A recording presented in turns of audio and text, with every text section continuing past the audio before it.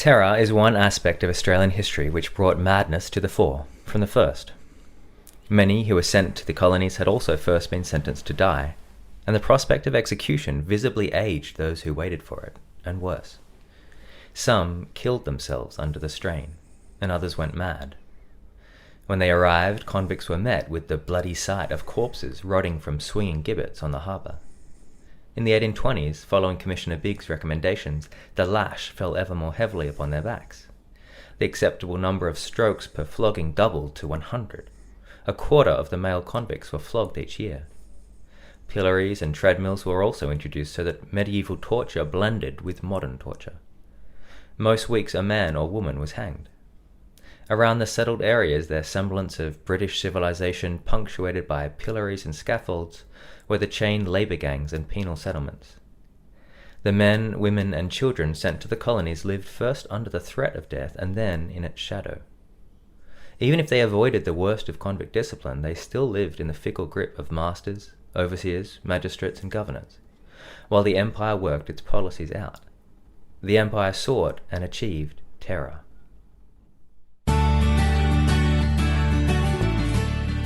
Welcome to the Good Reading Magazine podcast. Good Reading Magazine is a monthly publication dedicated to books and reading, and aims to help readers discover their next favourite book. You can find out more about the books discussed on today's podcast at goodreadingmagazine.com.au.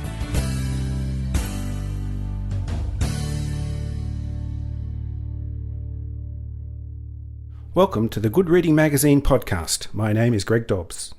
Today I'm talking to James Dunk about his new book, Bedlam at Botany Bay. James is an historian of medicine and colonialism and a research fellow in the Department of History at the University of Sydney. James, welcome to the Good Reading Magazine podcast. Thanks very much, Greg. James, I want to begin with the title of the book, and in particular the use of the word bedlam, because it has a double meaning. Why that word, and what does the title tell us about the book? Titles are one of the things that writers struggle with a lot, but they're also one of the things that publishers are wonderful at. So Bedlam at Botany Bay is the title that the Philippa McGuinness at New South suggested for this book very early on after she first read my early proposal. She suggested Bedlam at Botany Bay as this title which would efficiently capture a lot of what we're trying to do, what I'm trying to do in this book. It's talking about, as you say, this double meaning of Bedlam. It's a reference to Bedlam Asylum in London, a medieval institution which had a really strong place in kind of cultural consciousness of British society. And it still does a little bit, although I think we've often lost that formal association with the asylum itself. Now when we say Bedlam, we often think more of kind of this chaos. It's often, bedlam in the living room or the rumpus room. It's toys everywhere or something like that.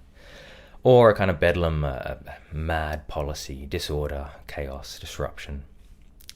So Bedlam at Botany Bay is meant to capture these two things, really. Madness and chaos. Chaos in the policy of kind of the project of colonization. And a madness, a real, at the root of it is mental illness. But madness is a much more loose, fluid term around that. It can mean all of the things that are wrapped into it when we say someone is struggling with this kind of illness, and that's a polite way of saying it. Back then they might have said someone's raving mad, or someone is barking, or a lunatic, insane. And when academics come to these terms, they will always insist on using inverted commas. Madness, insanity, lunacy, in inverted commas. I'm doing inverted commas in the air now. And I understand that desire, and I see that as a mark of respect often to people who are sufferers or consumers of mental health services. But when we come to write the history of mental illness or madness, when we come to write this history, it seems actually that we shouldn't use words that people weren't using at the time. Then that can make its own problems and inconsistencies and incoherence. It's a bit like rewriting history. A little bit. It's anachronistic, but it's also inaccurate. I mean, we're not talking about mental illness in the way that we understand it today. We're talking about this phenomena. At root, it's got a lot of crossover between what we understand now, the symptoms. But they didn't use those words, and they wouldn't have had the same thoughts and feelings quite as we do. Bedlam at Botany Bay is an unusual history book Broadly speaking, it examines the psychological and physical challenges facing the colony of Sydney, but in extraordinary detail. What attracts you to this kind of research? I guess I find these stories entrancing and fascinating. The way I write about it in the book is that I think that madness disrupts. It's disruptive. It is chaotic. It's a sort of an inner disturbance, a failure to be clear in your innermost person, clear about who you are and how to do things and how you want to be in the world. And that disturbance can really spill out into the world. And that's when it becomes known as this phenomena of, however we use the words, of lunacy or madness. And what attracts me to this story, I suppose, is these sorts of stories, is the strangeness of it, the way it cuts against the kind of rigid ordering of society, the bureaucracy. These stories are not easy to categorize, in a sense. I mean, that's kind of why I use the word madness, because they're not stories about depression or a particular symptom. They're stories where symptoms and diagnoses are kind of often scattered, often piled on top of each other, sometimes never even used at all. There is no diagnosis. There's no formal talk of symptoms. And yet there is this inner disturbance. And everyone, lots of people at the time, recognized it, talked about it, wrote about it. So that I just think it's the most faithful way to write these history, actually, is to follow some of the details which might get lost if we try to talk in broader terms about structures of care, structures of knowledge around mental illness at this time. What were the sources for your research? I'm indebted to a lot of people who've done a lot of hard work to draw together some key sources in Australian history. So the Colonial Secretary's correspondence, a lot of letters essentially passing between the Colonial Secretary, the Governor, authorities in London, and authorities in Sydney, kind of lesser government officials. Is that something that's easy to access in Sydney, or did you have to travel overseas to access those? Those are very easy to access, actually. And they cover a lot of ground. I mean, one of the wonderful things about the Colonial Secretary's correspondence is it's not compartmentalized. It actually covers, you might be reading about the asylum, the lunatic asylum at Castle Hill, and then you're quickly reading about political development, about the governor's fear of certain parties in the colony. You might be reading about dietary problems. There's all sorts of policy and people rolled into this correspondence because, that's not coincidental, it's because the Colonial Secretary and the Governor are at the middle of this really quite centralized government. They control everything, and they do a lot of it personally, making a lot of decisions themselves. There are also the record series, the historical records of New South Wales and the historical records of Australia. They records that a lot of people have worked on to bring together and put into a really usable series. And so some key sources are there, and wonderful documents are gathered there. They tend to be a bit old-fashioned now. We want to go further than those documents. And so I do go further. I use legal records. Because one of the key ways in which madness is kind of enters into the public realm is through legal challenges, civil and criminal trials, in which there's been a crime and there's a suspicion of insanity, or there's a civil case to determine what to do with a person or an estate. The other source I use a lot are newspaper records. So you're probably familiar with Trove, the database that's run by the National Library of Australia. They've digitized just a whole lot of the early Australian papers, and it's a remarkable way of filling in lots of details that wouldn't have been available in another time. So we're talking about is it the Sydney Gazette or the Gazette? That's right, the Gazette, a great paper that began publication in 1803, and has a lot of the government and the business of government, day-to-day things, ships coming in, all sorts of things like that. And then the Australian, I think, a little later on. The Australian, yes, from the 1820s. Yours is a study of madness outside the walls of the asylum, as you say. And it's as much about the madness of politics as it is about madness itself. Why is it important to research and write about this nexus between madness and politics? I think it's important because I think there is a really interesting nexus between madness and politics. At one level, the policies which determine a lot of the experience of people with mental illness, with madness, they're shaped by politics. And not only in, specific, we might think of the kind of policies or party politics. It's not so much that as the political structures around a society. So what's interesting about Botany Bay, that part of the title, the kind of penal colony of New South Wales in its first 70 years in Australia, is the very interesting and unusual political structures. It's what could be called a crown colony. So it doesn't have self-government. It has a very strong governor, a dictator figure, really, who has really quite immense powers. The governor of New South Wales had more power in New South Wales than any monarch since the 17th century in England, which is, a remarkable force, a remarkable culture for a society, which is, interestingly, it's a penal colony, but it's not a prison. People talk or have spoken about it as an open jail, which is, I understand, it's a bit of a jail.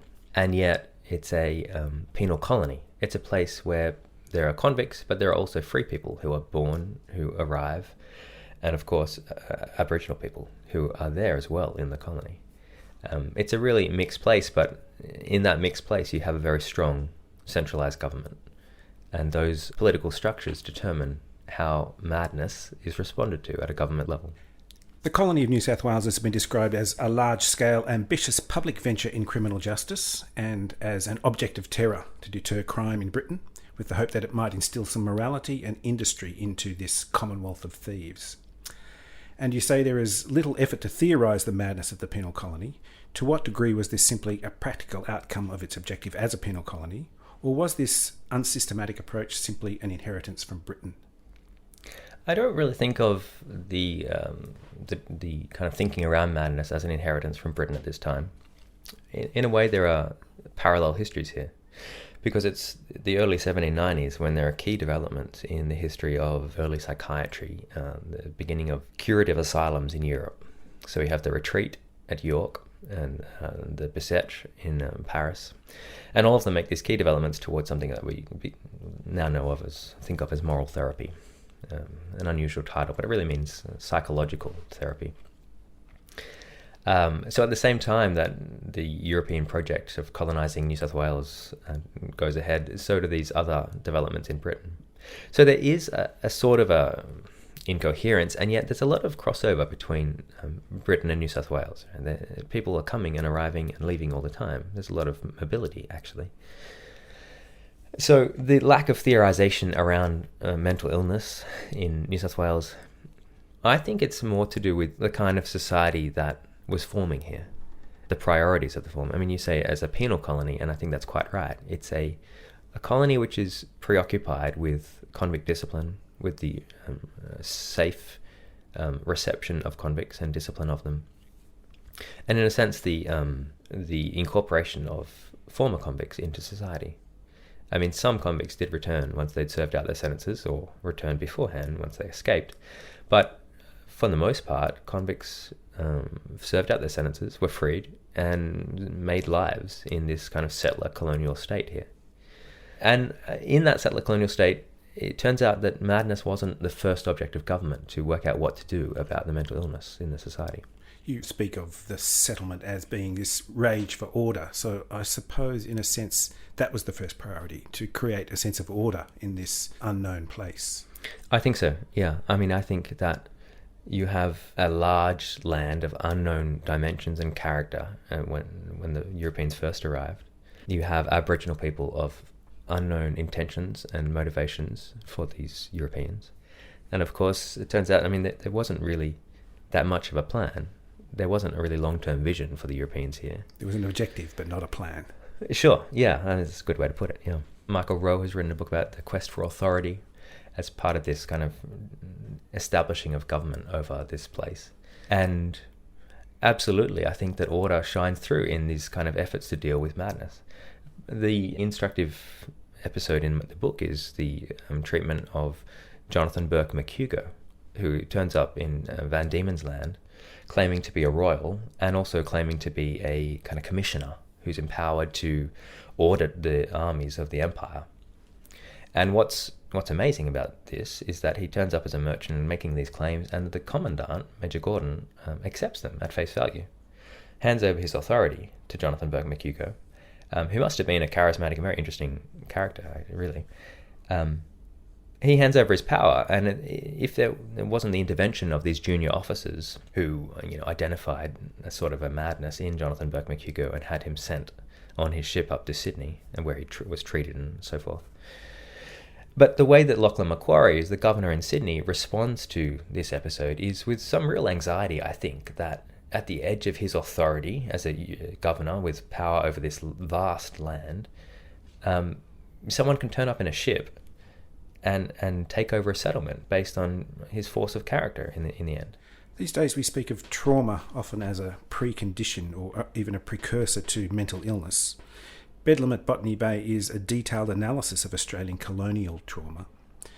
And some of the conditions that brought about the responses to trauma are rather obvious, like the tyranny of distance, as we call it, separation from family, climate, unknown quantities of the environment, heat, drought, dangerous and sometimes even deadly wildlife. And Governor Darling is recorded as saying, "If there is nothing in the climate which induces colonists absolute derangement, there is undoubtedly something peculiar which affects the spirits and produces extraordinary depression." How did the responses to trauma manifest themselves in the colony of Botany Bay? We always have this trouble when we look back at mental symptoms and conditions and try and engage in the diagnosis of doctors at the time or governors even. A governor saying there's something which is producing derangement or there's something which is producing depression.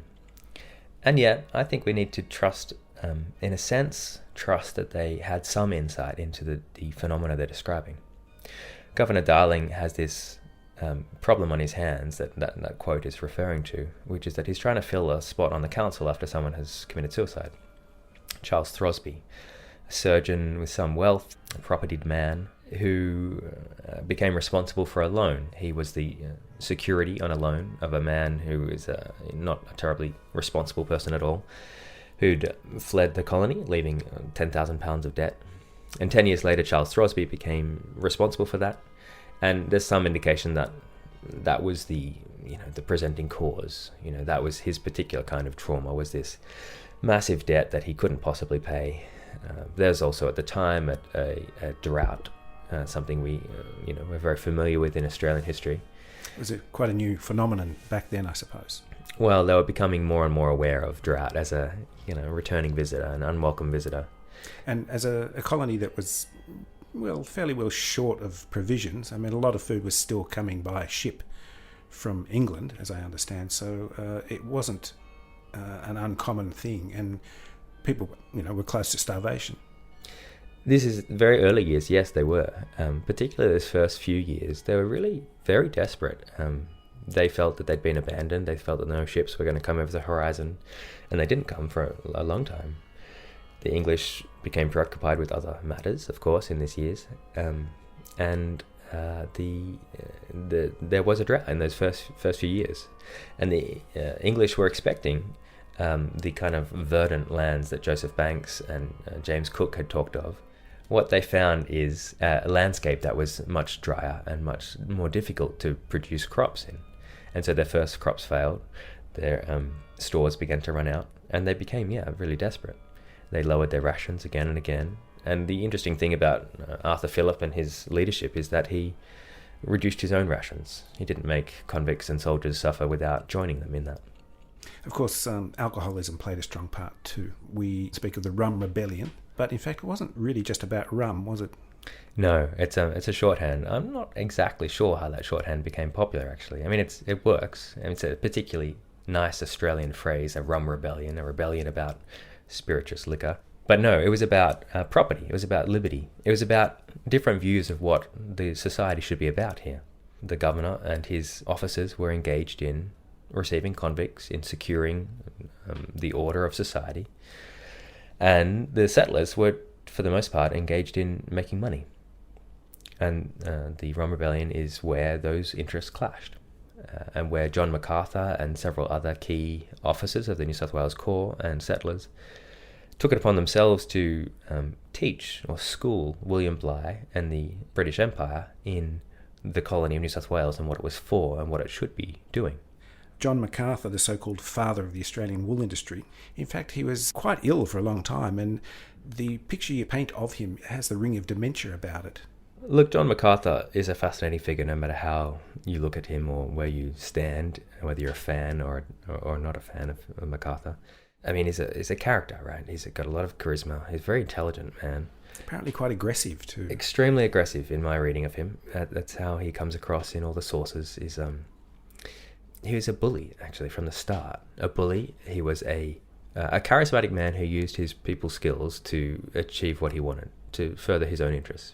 And in a lot of ways, he's a great Australian story in the sense that he made himself almost out of nothing. He, and we should say also his wife, who played a key role in promoting the family's interests, building up the farms, especially while MacArthur was away in England for 8 years at a stretch around the rebellion, after the rebellion. He suffered from gout, I think, in his early years, and I think there's some belief that may have led to a degree to his ill health in later years and perhaps precipitated some of the mental health problems that he had later on too. It's possible that gout had something to do with it.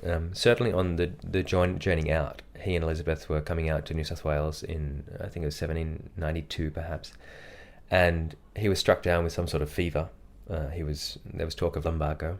The way the MacArthurs understood it was that was the beginning of his mental symptoms, a sort of an anxiety or depression, different symptoms that stayed with him in different ways throughout his life. They often talked about it. I don't get the impression that it was public knowledge, that this certainly the extremes of his anxiety or depression would have been known by most of the people around him. Certainly the aggression they would have known about.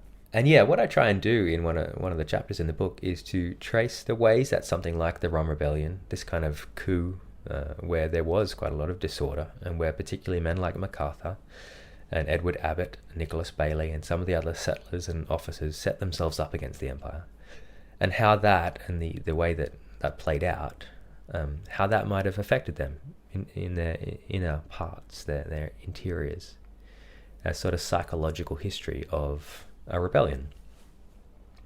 And so MacArthur was sick for most of his adult life, it seems, and yet it seems that after the rebellion, you can see the way that was traced out or played out in his mind and in his person, through the increased aggression in different ways, through his disappointment in how he was kind of pushed out of public life following the rebellion and following that exile in London, which he didn't choose. He stayed away from New South Wales because he wasn't sure what would happen when he came back. There was a fear of arrest, I think, wasn't there? A fear of arrest. He could have been charged with treason and executed, in fact.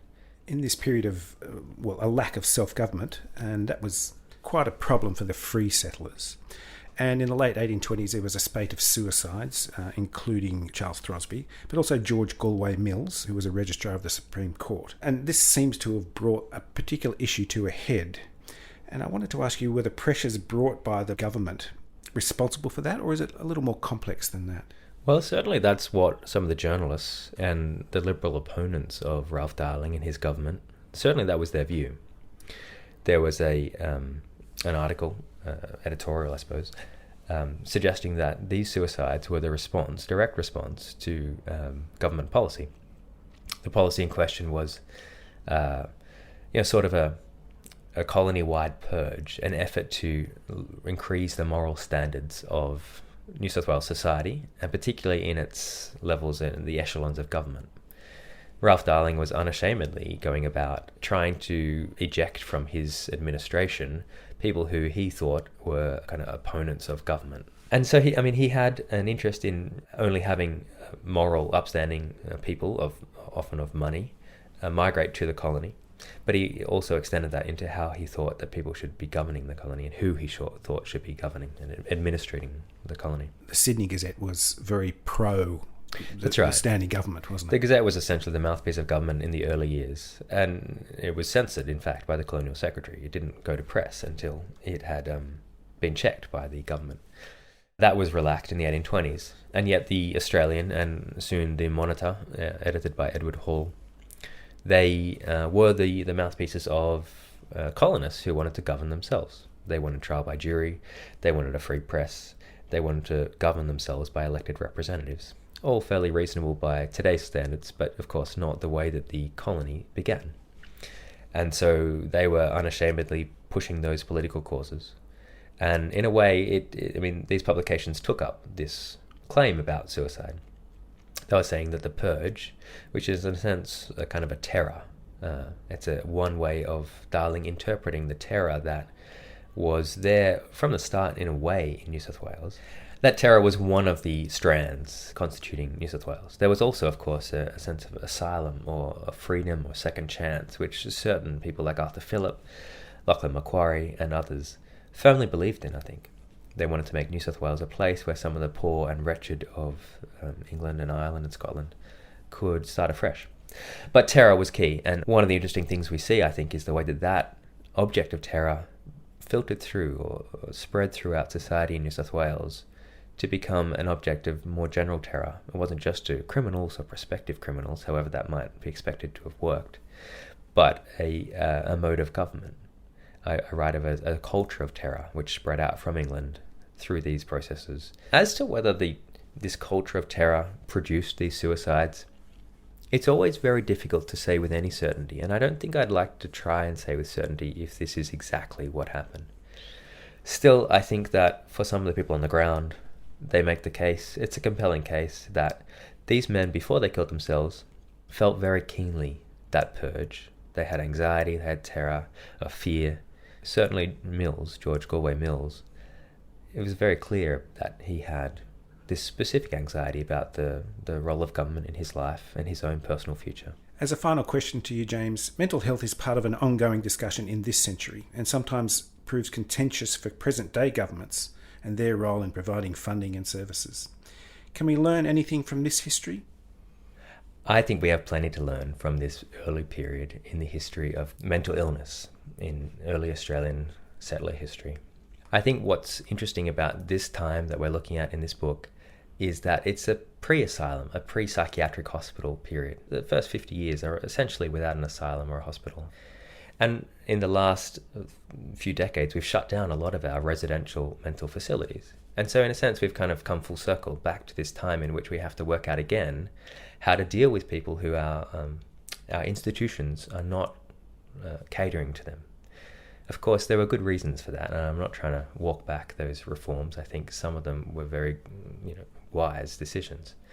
And yet, we've got this void, a policy void, that we had at the start. This is the way I talk about it, as a kind of a lack of structure, a lack of direction or program, no particular plan for what to do with people who became mentally ill.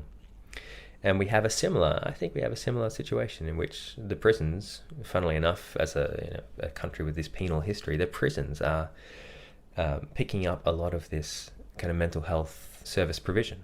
And I shouldn't say it's funny. There's nothing funny about this. I mean, it's often very tragic, the ways that mental illness and criminality, whilst not the same thing, are dealt with together by our state, by our services, or not dealt with at all and abandoned and neglected. Some of the most vulnerable people in our society. James Dunk, thanks for joining me on the Good Reading Magazine podcast. Thank you very much for the talk. I appreciate it. I've been talking to James Dunk about his book Bedlam at Botany Bay.